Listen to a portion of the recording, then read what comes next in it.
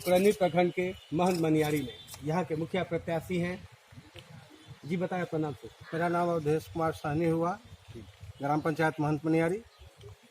मैं आप तमाम आए हुए पत्रकार बंधुओं को तहे दिल से धन्यवाद देता हूं, जो आप सभी ने मुझे अपना 2 शब्द रखने का मौका दिया। ये क्या एजेंडा होगा इस बार चुनाव का? मुख्य रूप से यह एजेंडा जो पूर्व के प्रत्याशी है, यह पूर्ण तरह जो है कुछ लोगों पर जातिवाद का आरोप लगा करके समाज में विद्वेष फैलाना चाहते हैं। हमारी एक बात ये जरूर होगी कि यह जीतने के बाद जो यह कलंक है इस गांव में जातिवाद का, मैं सबसे पहले मिटाने का काम करूंगा। मैंने आपसे पूछा कि विकास का क्या एजेंडा रहेगा। सबसे प्रथम कि महंत मनियारी कभी अस्पताल के और स्वास्थ्य के लिए जाना जाता था, आज इसका स्थिति बद से बदतर है। स्वास्थ्य और शिक्षा के क्षेत्र में यह महंत मनियारी का इतना गौरवशाली इतिहास रखा गया है, जो मुजफ्फरपुर जिला ही नहीं पूरे बिहार को गौरवान्वित। और हम लोग उस महापुरुष स्वर्गीय महंत दर्शन दास जी का मैं आभारी रहूंगा, जिनके अच्छे कामों के तहत हम सबको आज तक सम्मान मिला है। परंतु विगत कुछ दशकों से उनकी यह कृतियाँ इस कम से कम इस मनियारी पंचायत में जहाँ उनकी कर्म भूमि रही है, वहाँ आज मृतप्राय और पूर्णतः जो है समाप्ति की और दर दर भटकने की स्थिति में है। एक तरफ आपका अस्पताल का जीर्णोद्धार, तो दूसरी तरफ जनता के लिए नई सोच, नई विचारधाराएं। आप जनता के लिए क्या योजना बनाए हैं कि कैसे विकास होगा, रोल मॉडल क्या होगा महंत मनियारी का?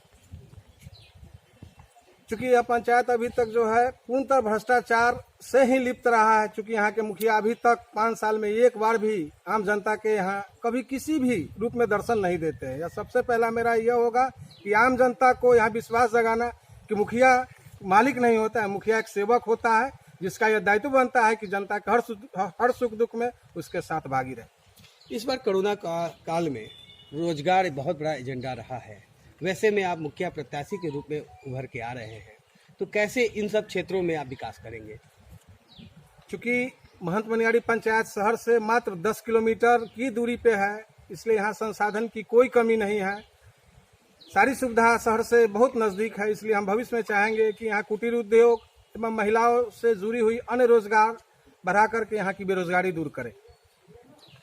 स्वास्थ्य और शिक्षा और रोजगार, जब 2 विषयों पर बात हुई तो निश्चित ही हमें शिक्षा के क्षेत्र में भी बात करने की आवश्यकता है।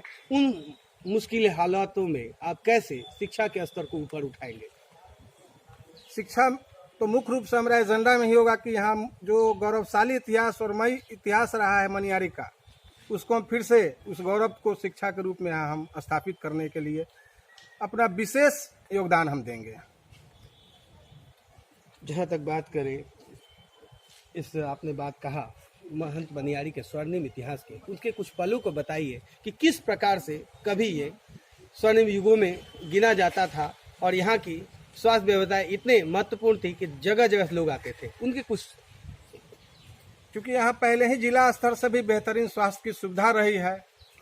मानव तो छोड़िए, यहाँ जानवरों के लिए भी 1928 में पशु चिकित्सालय दिया गया और महिला शिक्षा पर यहाँ 1928 में ही विशेष रूप से बालिका स्कूल का निर्माण कराया गया। एवं जिला मुजफ्फरपुर में भी एमडीडीएम कॉलेज हमारे माननीय महंत जी द्वारा दिया गया, जो एक गौरवमय इतिहास मेरा पूर्व से ही रहा है, जो अब थोड़ा धूमिल होने लगा है, जिसको जो है संजोने की जरूरत है।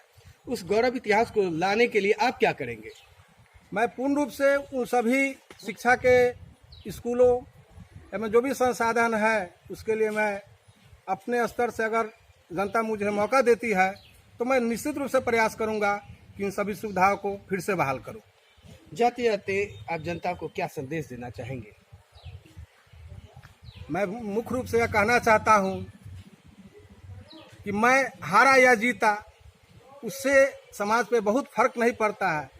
क्योंकि एक गलत आदमी के चुने जाने से 5 साली समाज पर फर्क पड़ता है। इसलिए बेहतरीन आदमी का चुनाव करें, जो भी हो, मैं हूँ, कोई भी हो, एक अच्छे विकल्प को चुने, यही मेरी कामना है।